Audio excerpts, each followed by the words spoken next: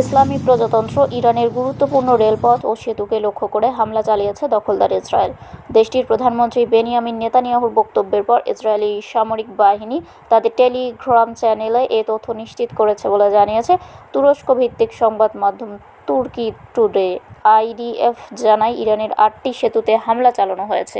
এসব সেতু আইআরজিসি নিজেদের অস্ত্র ও সামরিক সরঞ্জাম পরিবহনে ব্যবহার করত।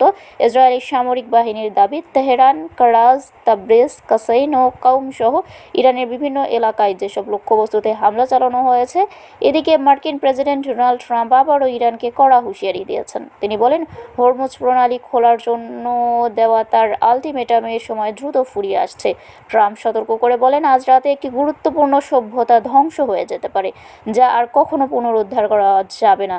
তিনি আরও বলেন, আমি চাই না এটি ঘটুক, কিন্তু এটি সম্ভবত ঘটবে। তবে এখন যেহেতু আমরা সম্পূর্ণ ও সামগ্রিক শাসনের পরিবর্তন করেছি, যেখানে ভিন্ন, অধিকতর বুদ্ধিমান এবং কম কট্টরপন্থীরা আছেন, হয়তো চমৎকার কিছু ঘটতে পারে।